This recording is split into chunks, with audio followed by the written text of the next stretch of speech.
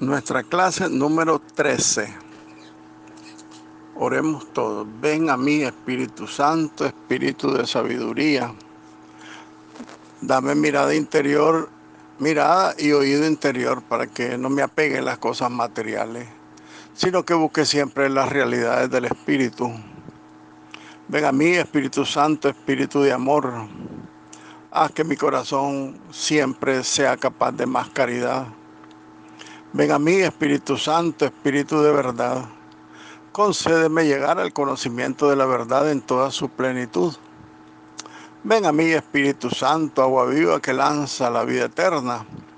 Concédeme la gracia de llegar a contemplar el rostro del Padre en la vida y en la alegría sin fin. Amén. Bienvenidos, queridos hermanos y hermanas, a nuestra clase número 13 de Cristología. Hagamos Cristología. Estamos en el tema número 4 de esta guía cristológica que estamos siguiendo, y estamos en el último apéndice del 4, ¿verdad? El capítulo 4, que se llama Cristología sistemática. Por eso les digo, hagamos Cristología.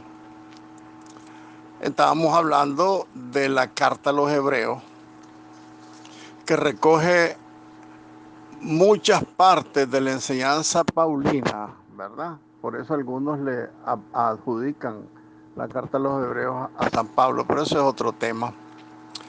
Lo que intenta la carta a los Hebreos es introducirnos en algunos desarrollos, algunos temas característicos relevantes de la sangre de Cristo.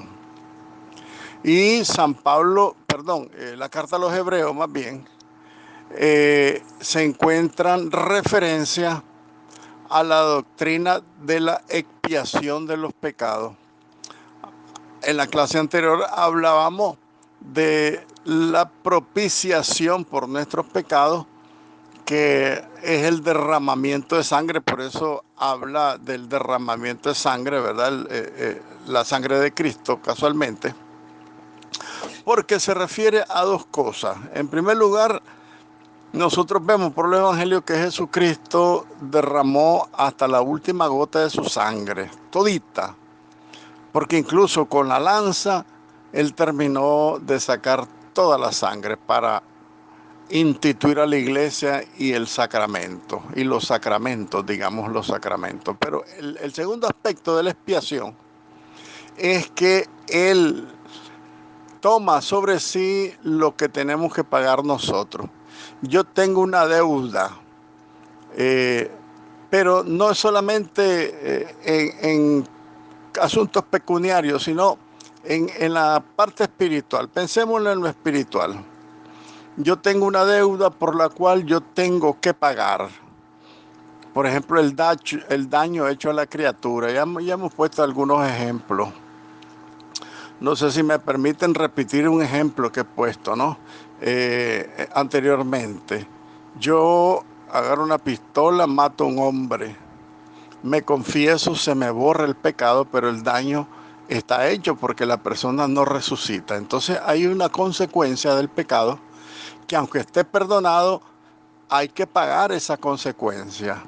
Y en esta vida, pues Dios ha permitido que se nos sucedan muchas calamidades para pagar nuestra deuda. De ahí que son compañeros de vida el dolor, el sufrimiento, la muerte, todo lo que significa mortificar. Sin embargo, Jesucristo con su sangre, Él toma ese lugar y Él paga por mí esa pena que yo debo pagar. Si yo tengo que estar en la cárcel, digamos en el purgatorio, 1000 años por asesinar a una persona, la sangre de Cristo, el mismo Cristo, al derramar su sangre, Él asume esa pena. Él, dice el Evangelio, que no tenía pecado, se hizo pecado. Esa es parte de la expiación el sentido de la doctrina de la expiación de la carta a los hebreos.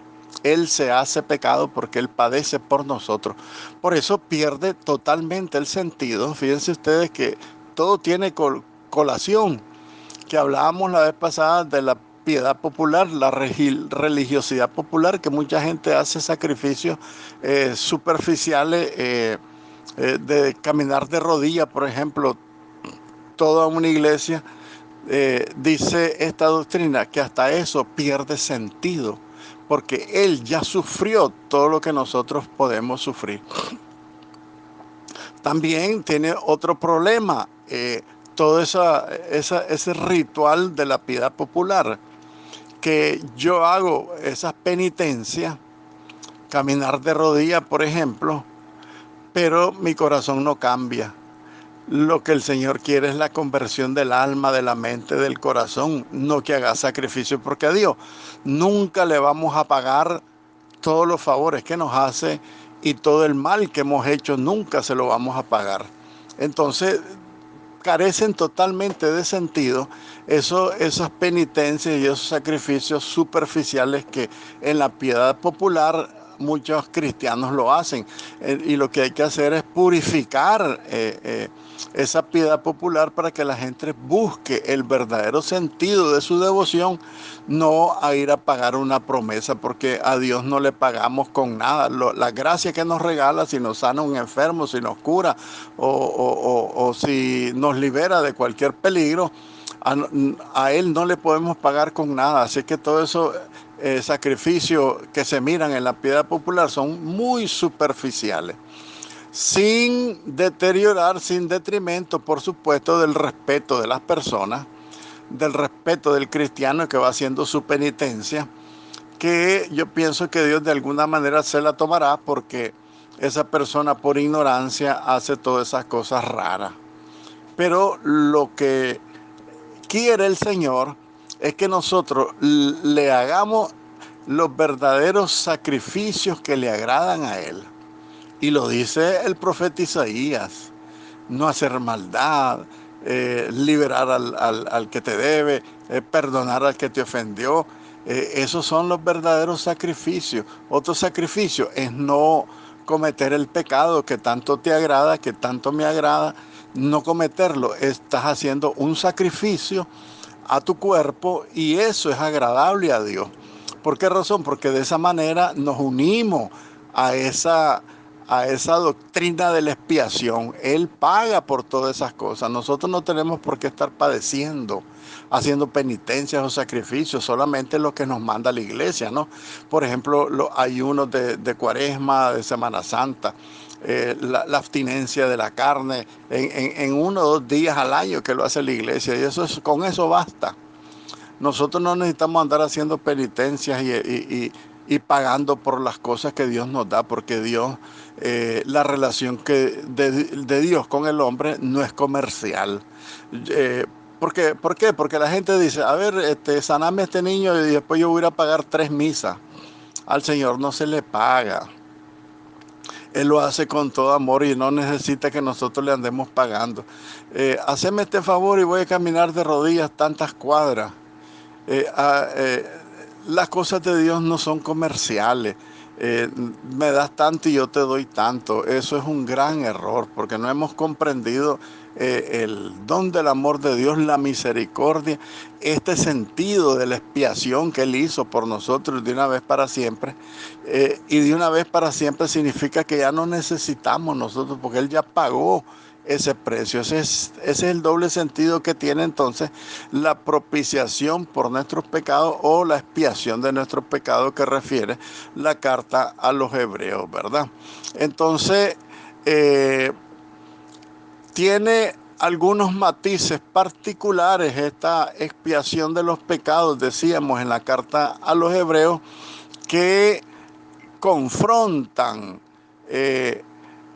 con los ritos. Frecuentemente se confronta con los ritos que se realizaban, los ritos sacrificiales que se realizaban en el Antiguo Testamento, así como el carácter espiritual del sacrificio ofrecido por Cristo. Entonces son dos cosas también que hay que comprender de la carta a los hebreos: En primer lugar, entender que Jesucristo tomó el pecado, lo cargó por nosotros. Entonces Él ofrece su cuerpo, no ofrece un animal, ofrece su propio cuerpo, su propia naturaleza humana la ofrece, porque Él quiere dar el salto, porque a Dios le desagrada. Al final de cuentas, el mismo profeta Jeremías lo dirá, que al Señor ya no le gustan ni los sacrificios ni los holocaustos de animales, porque el pueblo de Dios no se ha convertido. Y también, por otro lado, tenemos que tener claro el sentido espiritual que tiene el sacrificio de Jesucristo, porque al quedarse en los sacramentos, este derramamiento se realiza verdaderamente, por supuesto, pero de una manera incruenta. Jesucristo entrega su sangre, pero se entrega a través de la Eucaristía como hostia viva. ¿Qué quiere decir esto? Sacrificio vivo, que Él ya no va a morir más a través del sacramento, sino que Él se ofrece nuevamente para renovar en el aquí y en el ahora su mediación. Y hablando de la mediación, Cristo, que es mediador entre Dios y los hombres, la carta a los Hebreos, capítulo 8, así Él, Jesucristo, es mediador de una nueva alianza, ya no la antigua de animales, sacrificio de animales, sino sacrificio de su cuerpo, de su ser, de su naturaleza humana. Es una nueva alianza que ha sido ratificada con su sangre, porque se derramó toda la sangre. Porque sin derramamiento de sangre no hay perdón de los pecados. Entonces, por lo tanto, después, por la resurrección, se ha sentado Jesucristo a la derecha de Dios Padre, donde sigue intercediendo a favor nuestro. Fíjense ustedes entonces la infinitud que tiene la redención, que su sangre nos sigue redimiendo en el tiempo a todos los cristianos hasta el fin del mundo. Por lo tanto, como conclusión, tenemos que decir de la carta a los Hebreos que la nueva alianza ha eclipsado la antigua alianza. Desaparece totalmente el sacrificio de animales con sus ritos, porque el sacrificio de Jesucristo tiene un valor, ya lo decíamos ayer, un valor definitivo, un valor absoluto, un valor infinito que no se acabará nunca jamás. Con su sacrificio Jesucristo pudo y puede redimir a toda la humanidad, a todo el mundo, 1 millón, 2 millones de mundos, 1 millón, 2 millones de ángeles que pecaron. Él los puede redimir, todo lo visible, todo lo invisible, Él lo puede redimir, porque el valor de su sacrificio es definitivo, es infinito, es absoluto, es eterno. Por esa razón decíamos también en la clase anterior que la salvación, la salvación que nos trae Jesucristo es una salvación eterna y se inaugura aquí y ahora. Por eso es que nosotros vivimos los últimos tiempos, decíamos. ¿Ves lo que dice la carta a los Hebreos capítulo 9? Porque nosotros inauguramos los tiempos escatológicos. Y finalmente, hablando de este tema, de la salvación, obra de Cristo o soteriología, lo que dice el Nuevo Testamento, finalmente en los escritos de San Juan, que no hemos meditado los escritos de San Juan, la doctrina de la obra salvífica de Cristo, en todos sus escritos ocupa un puesto central. Sin embargo, San Juan ofrece algunos aspectos particulares que vamos a recordarlos someramente, ¿verdad? Así, por ejemplo, el tema de la salvación, el tema de la redención son también son raros en estos escritos de San Juan. Alguna vez se advierte también la doctrina de la adquisición de la primera carta de San Juan, capítulo 2, que es entendida como reconciliación entre Dios y el hombre. Acuérdense que Dios adquirió Cristo adquirió para su Padre pueblo de toda raza, toda lengua, ¿me entiendes? Entonces, la reconciliación entre Dios y los hombres en el sentido que dice San Juan que Cristo adquirió para su Padre hombres de toda raza, adquirió para él de toda clase, de toda lengua, de toda raza. Entonces es entendida, por lo tanto, esta adquisición, decíamos, como reconciliación entre Dios y el hombre. Y esta reconciliación, por supuesto, realizada por Dios mismo, mediante la muerte de Jesucristo su Hijo, o sea, por medio de un acto de amor infinito de ese Dios uno y trino que nos ama eternamente. San Juan también reserva mucho espacio a la obediencia de Cristo al Padre. Contempla como el elemento inspirador de toda su actividad salvífica. Entonces, Jesucristo en San Juan tendrá como colofón, digamos, es el cumplimiento de la voluntad del Padre en su vida. Así, adquiriendo en la muerte de cruz una función central, porque dice el mismo Jesucristo en el Evangelio de San Juan capítulo 12, es la hora para la cual ha venido Jesucristo. Yo he venido para cumplir esto. Ya se acerca la hora de pasar de este mundo al Padre, ¿verdad? Como dice San Juan, amó a los suyos y los amó hasta el extremo, cuando habla de la última cena. Por esto, entonces, si la muerte de Jesús es el momento supremo de la salvación de los hombres, la muerte de Cristo también es a la vez el momento de su glorificación. Acuérdense el capítulo 17 del Evangelio de San Juan. Padre, glorifícame al lado que yo te he tenido a la par tuya. No me dejes aquí, glorifícame, etcétera, etcétera. Todo lo que dice la oración sacerdotal de Jesucristo.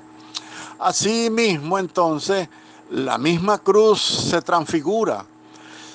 De instrumento de muerte se convierte en signo de su exaltación a la gloria. Recuerden que San Pablo dirá también que la cruz es locura, es necedad para los que no creen. Pero para los cristianos la cruz se convierte definitivamente en un signo de la exaltación de Cristo a su gloria celestial. Avancemos un poco sobre el tema de la obra salvífica de Jesucristo. Esta obra salvífica de Jesucristo, la soteriología, ¿cómo evoluciona? Esta soteriología, este proyecto salvífico de Jesucristo del Nuevo Testamento, que tiene como polos la encarnación y la vida eterna, la muerte y la resurrección de Jesucristo, y como padres quienes la desarrollan ofreciendo en ella un cuadro sumamente rico y sugestivo, los padres de la iglesia, ¿no? Los santos padres recogen esta doctrina del sacrificio motivaciones profundas del sacrificio de Cristo por amor al Padre, por amor a los hombres, la recogen los santos padres y la van desarrollando con elementos, digamos así, de mucha riqueza teológica y mucha revelación sugestiva. Por ejemplo, la enseñanza patrística fue acogida más tarde por la escolástica, que son dos eras, digamos así, del desarrollo de la teología en la historia de la iglesia, ¿no? En primer lugar, la enseñanza de los santos padres, después es acogida esta enseñanza por la escolástica en la alta Edad Media, aunque también lamentablemente algo empobrecida, porque recuerden que la escolástica, al introducir la razón o la filosofía con la teología, se empobrece la pureza, digamos así, de la revelación. Pero finalmente, en nuestros días, la teología ha vuelto a recoger a mano llena las enseñanzas escriturísticas, observándose una cierta profundización doctrinal. Nosotros nos vamos al Catecismo de la Iglesia Católica y vamos a ver todas las referencias hermosas que hace el Catecismo de la doctrina antigua de los santos padres y de la escolástica y de los grandes teólogos de la historia de la Iglesia. Entonces, finalmente, hoy por hoy, después del Concilio Vaticano II, se ha recogido entonces esta enseñanza escriturística, porque hay mucha experiencia con la Sagrada Escritura en la Iglesia. Ya todo el mundo tiene su Biblia, todo el mundo puede entender, y si nos acogemos al magisterio, nuestro aprendizaje va a ser de una manera profunda. La doctrina que vamos a ir aprendiendo, digamos así, doctrina sana que la Iglesia nos ha venido transmitiendo en los últimos tiempos, porque nosotros somos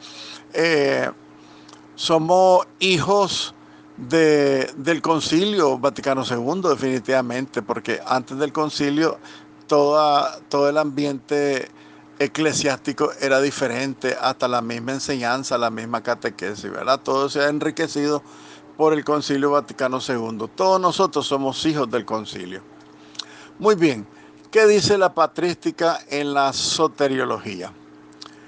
La enseñanza soteriológica de los santos padres es bíblica y resulta considerablemente profundizada. Los elementos de la cualidad que tiene la patrística es la profundización que hacen los santos padres sobre la Sagrada Escritura. Los temas desarrollados son principalmente 4 temas, ¿verdad?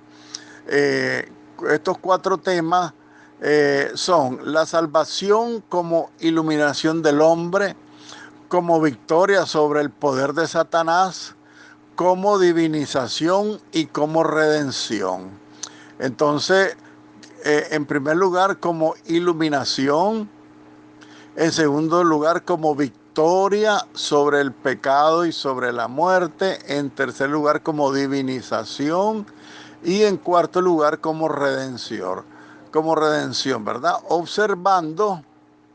Observando en dicho período patrístico diversas orientaciones, por supuesto, interpretativas de esta actividad salvífica de Jesucristo, que lejos de excluirse, porque cualquiera diría, cada uno hizo lo que quiso, cada quien cogió un camino diferente, pero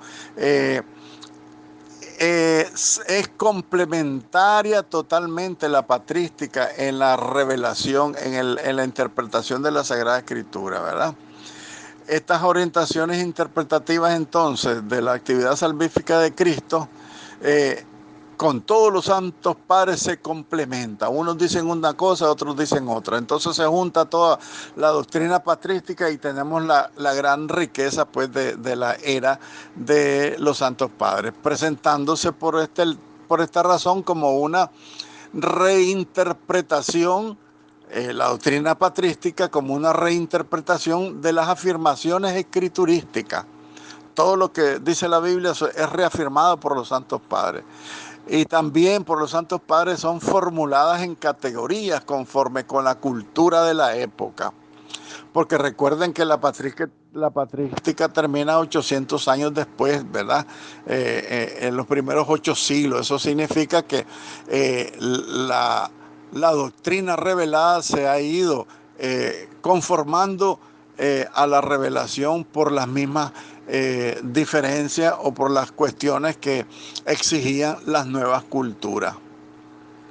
Por su lado, el período medieval, que la escolástica, se concede especial relevancia al aspecto sacrificial de la redención, de la soteriología. La relevancia entonces de la escolástica es el aspecto del sacrificio de la redención. Concebida pues este aspecto sacrificial como satisfacción de una deuda contraída por el hombre con Dios por el pecado. Entonces es una satisfacción a la que se está obligado en estricta justicia, para reparar la justicia divina. Y esta doctrina que fue también ajustada por otro santo padre maravilloso como es Santo Tomás de Aquino.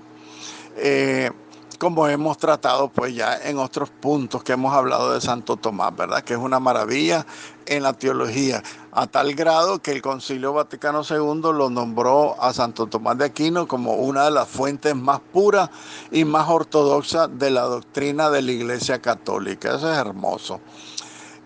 Después, en el período moderno, ¿verdad? En este período, junto con la soteriología de Lutero, que manifiesta que en la cruz se revela a la vez la cólera y la misericordia de Dios, aparece una soteriología de otros autores del siglo XVI al XIX que son de índole repetitivas a las explicaciones que daba San Anselmo, a las explicaciones que ha dado Santo Tomás de Aquino y las doctrinas que también ha explicado Duns Scoto, ¿verdad? Que es otro teólogo maravilloso pues, de nuestro tiempo.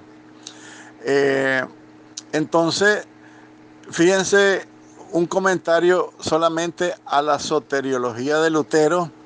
Dice Lutero que en la cruz se revela la cólera y la misericordia de Dios, pero eso la iglesia lo condenó porque Jesús no manifiesta ninguna cólera contra su Hijo. Es un grave error protestante, ¿verdad? Culminando con el Concilio Vaticano II, que entre las enseñanzas del mismo concilio, en lo que se refiere a la salvación o la soteriología, tenemos que destacar el carácter central del misterio pascual en el plan salvífico de Dios, ¿verdad? Entonces, el Vaticano II hace reseña central del misterio pascual en el plan salvífico de Dios, porque el plan salvífico empieza desde el Génesis, desde la encarnación del Hijo de Dios, desde la muerte de Jesús hasta su resurrección y glorificación. Entonces, de todo ese misterio de Cristo, el centro es la Pascua, el paso de este mundo al Padre. Así como su posición que parece insistir en el aspecto moral de la reparación ofrecida por Cristo, que está animada por el amor al Padre y el amor a los hermanos, ¿verdad? Entonces, al asumir Jesucristo el pecado, ese es el aspecto moral de la reparación que Jesús ofrece, ¿no? Él se hace pecado, Él asume toda la maldad del ser humano, de los pecadores, todas las concupiscencias. Él las asume no porque las viva, sino Él las asume para repararlas, ¿verdad? ¿Por qué? Porque ama al Padre, quiere reparar la justicia divina, pero también quiere salvar a los hombres. Y por último, el magisterio actual de la Iglesia, que se mueve en la misma dirección marcada por el Vaticano II, ¿verdad? Ya decíamos que nosotros somos hijos del Vaticano II. Entonces, el Vaticano destaca por su importancia los numerosos discursos del Papa San Pablo VI sobre la redención y las encíclicas también del Papa San Juan Pablo II, Redentor Hominis y Dive sin Misericordia, Rico y Misericordia. Entonces son dos documentos que también deberíamos leerlos, ¿verdad? Para que tengamos pues un criterio bien formado sobre lo que dice para nuestro tiempo esta soteriología del magisterio actual. Ave María, gracia plena, Dominus tecum, benedicta tui mulieribus, benedictus fructus ventris tui, Jesús. Santa María Mater Dei, ora pro nobis peccatoribus, nunc et in hora mortis nostre. Amén.